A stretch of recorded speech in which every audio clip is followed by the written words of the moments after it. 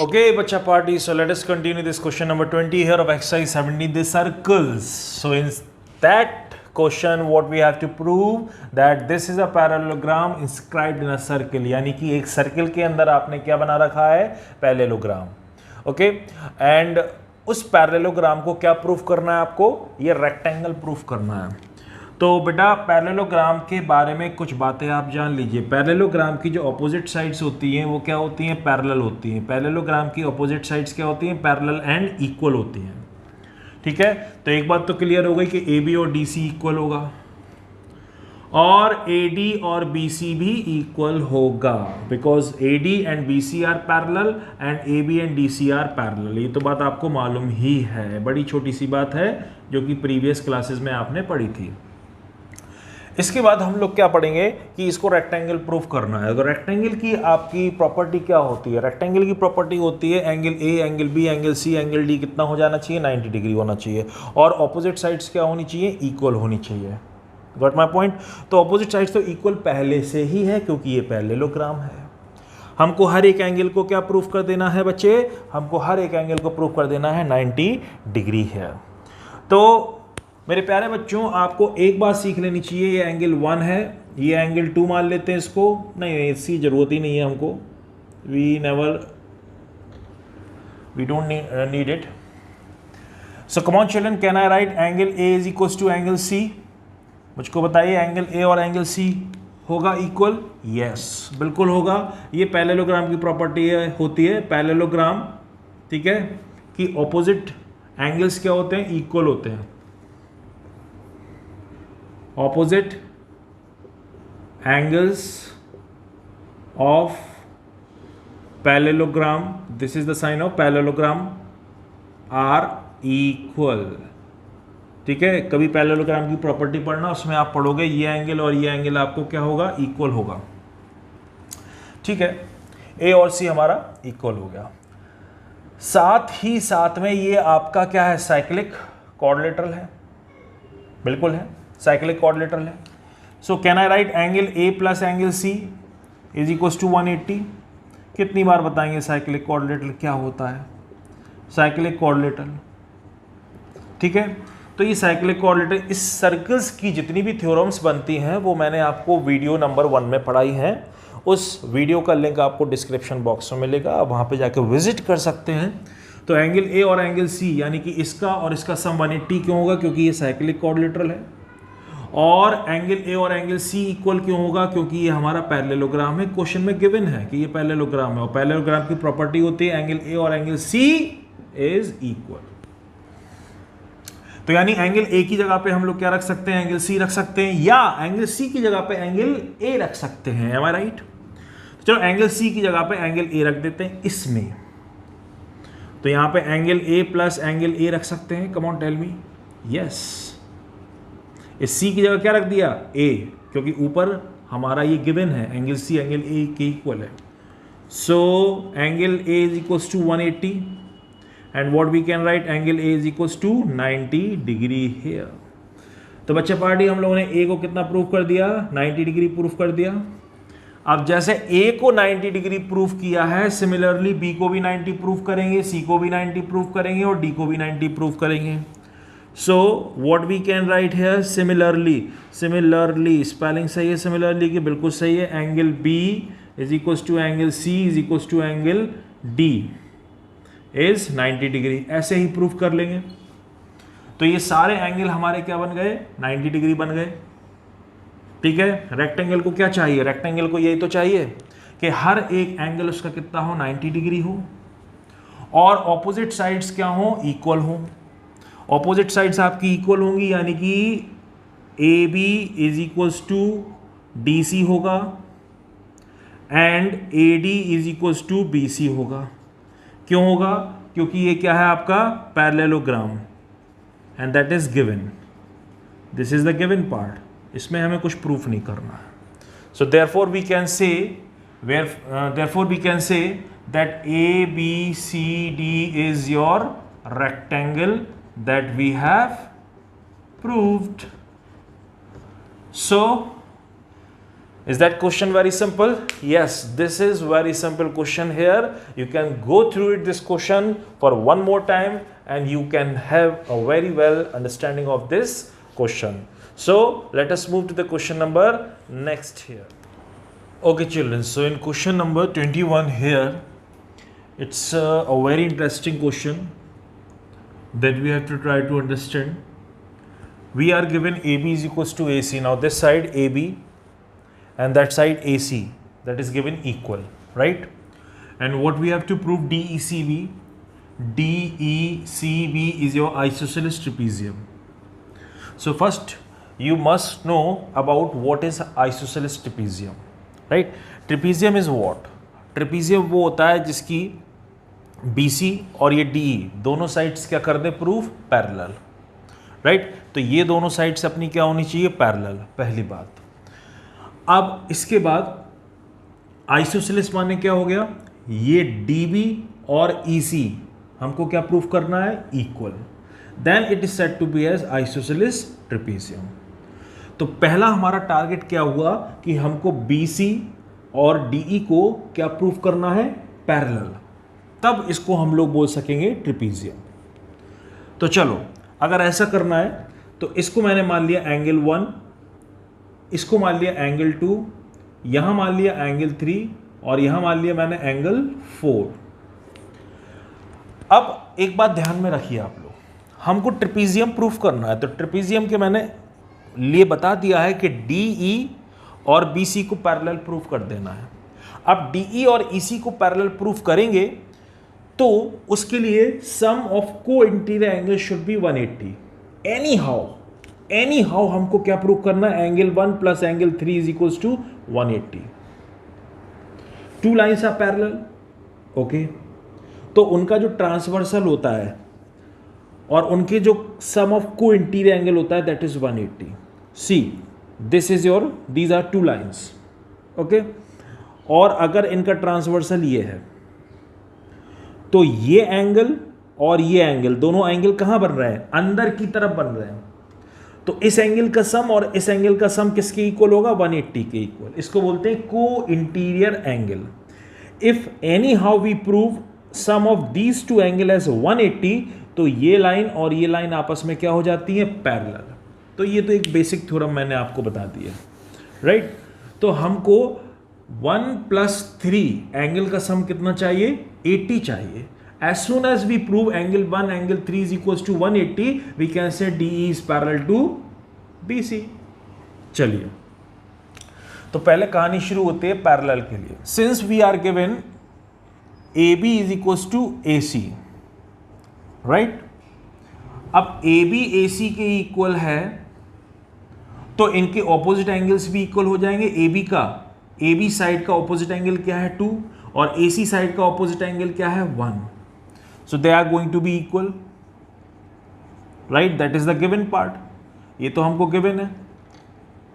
If two sides are equal, then the opposite angles forming opposite to their sides are also equal.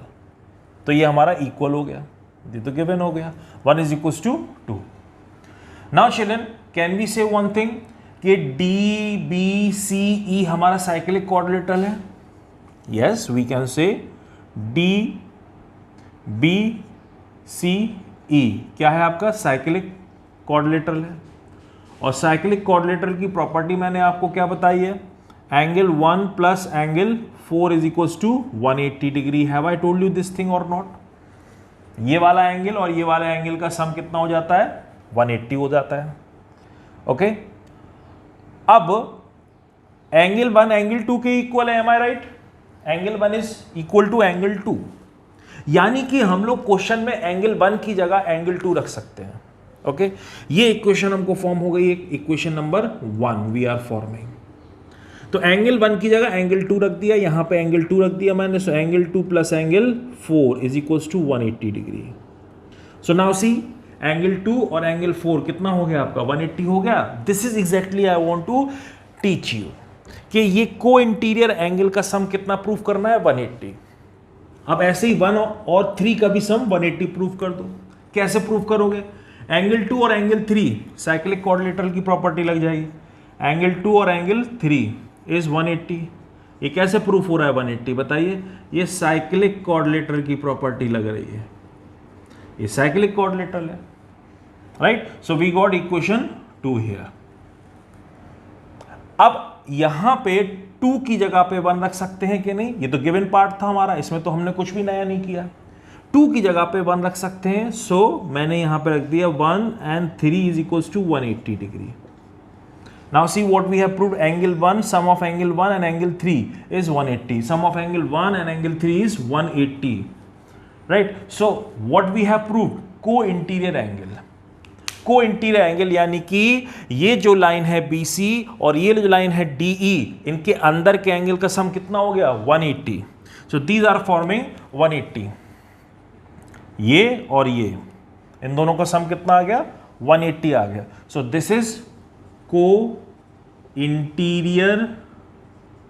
angle, sum is 180 and that is also co-interior angle. Got my point? Now as soon as we prove these two angles are co-interior angle, 1 plus 3 180, 2 plus 4 180, ये co-interior है, तो हम लोग इसमें क्या कहेंगे कि ये हमारा क्या हो गया? Transversal. This is our transversal and we can say that DE is parallel to BC proved. Okay, इसमें ट्रांसवर्सल हो गया हमारा, और ट्रांसवर्सल के बाद ये हमारा DE BC के पैरेलल हो गया. तो एक बात तो हमने प्रूफ कर दी पैरेलल, लेकिन ट्रिपीजियम के लिए पैरेलल प्रूफ करना होता है, that is okay. But isosceles trapezium के लिए हमको क्या प्रूफ करना होगा? कि ये DB और EC भी इक्वल है, ये भी प्रूफ करना होगा. तो चलिए इसको प्रूफ करते हैं. So we have proved DE is parallel to BC. Now one more thing we have to prove कि ये DB और EC भी इक्वल हो जाए, ये प्रूफ करना है. So come on children, एक और एंगल बना लेते हैं हम लोग. ये एंगल बना लेते हैं 5 और इसको बना लेते हैं एंगल 6. ठीक है. Now children, DE is parallel to BC हो गया, DE is parallel to BC हो गया, राइट? अगर DE BC के पैरेलल है तो angle 1 is equal to angle 5 हो जाएगा हमारा, और angle 2 is equal to angle 6 हो जाएगा. What is the reason?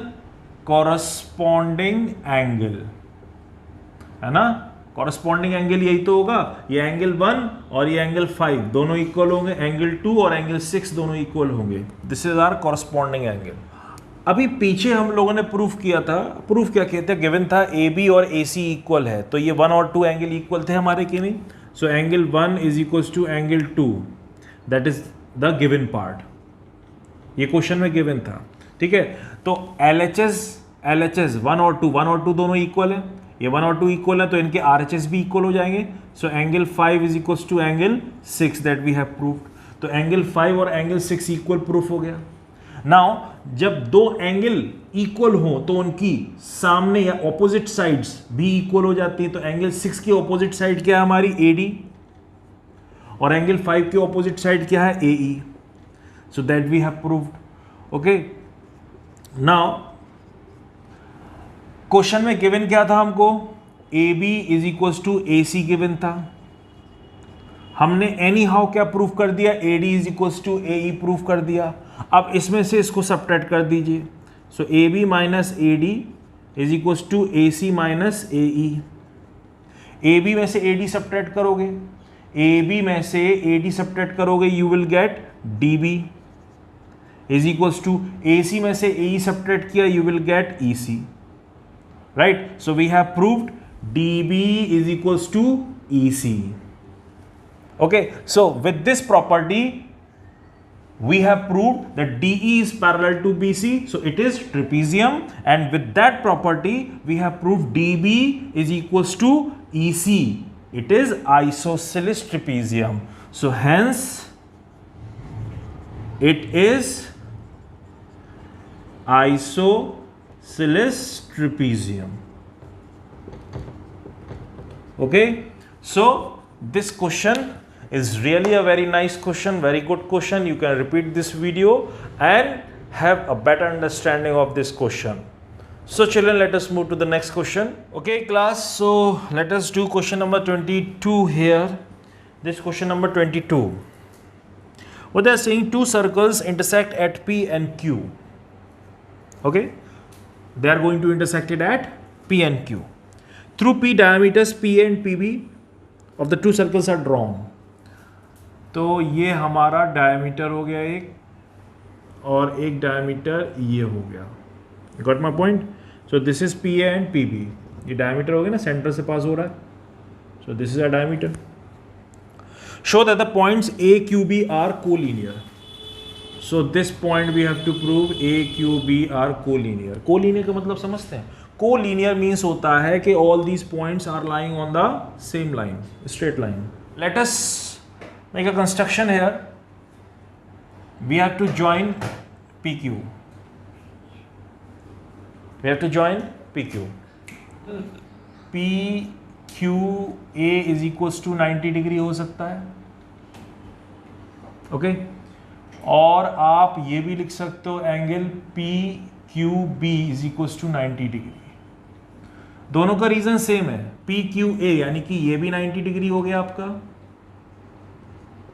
और ये एंगल भी आपका 90 डिग्री हो गया. दोनों के रीजन सेम है. I taught you the theorem angles, right, angle in a semicircle is 90 degree.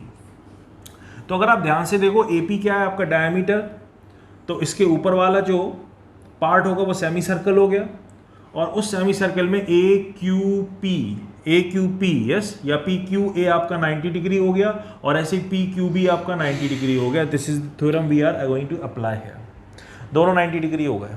अब दोनों 90 डिग्री हो गए तो हमारा AQB ये क्या हो जाएगी, एक स्ट्रेट लाइन हो जाएगी हमारी कि नहीं. 90 plus 90 is what your straight line. Okay so let us add them. दोनों को ऐड कर देते हैं, इन दोनों को ऐड कर देते हैं. एंगल ए हो this is PQA plus PQB, that is your 180 degree.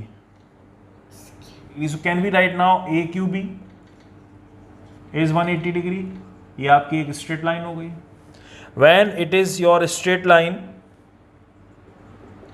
we can say that the points A, Q, B are collinear. So have you understood this question? Okay, this is very easy. So move to our question number next here children. Okay बच्चे लोग, so अब हम लोग करेंगे question number 23. Diagram already I have drawn for you. इस question में हमको पता करना है the relation between A and B. ये सेंटर है, ये A B C, ये एंगल A मान लिया, ये एंगल B मान लिया. आपको इस A और B में रिलेशन बताना है. So that is very easy. इस क्वेश्चन के लिए आपको क्या करना होगा, एक कंस्ट्रक्शन करना होगा. सबसे पहले आपने ये कंस्ट्रक्शन कर लिया, राइट, वेरी गुड. बोले तो यहां पे जितना एंगल बन रहा है उसका हाफ एंगल यहां बनेगा माय डियर चिल्ड्रन. इसको P पॉइंट मान लेते हैं. कौन सा पॉइंट मान लेते हैं, P. बच्चा जो एंगल यहां बन रहा है उसका हाफ एंगल यहां बनेगा. तो यहां पे कितना एंगल बन जाएगा, A/2, क्योंकि नीचे A है तो यहाँ पे A/2. अगर ये नीचे 40 होता है तो यहाँ पे 20 बन जाएगा. नीचे 100 है तो यहाँ पे 50 बन जाएगा. तो हमने एंगल पता कर लिया A/2. एंगल P कितना हो गया हमारा, A/2. अब बहुत आसान क्वेश्चन है आपका. इसका और इसका सम 180 के इक्वल होगा, क्योंकि ये क्या है, साइक्लिक क्वाड्रिलेटरल. आपका रिलेशन निकल आएगा आसानी से. तो चलो आओ, पहले क्वेश्चन तो पूरा लिखना ही है हमको.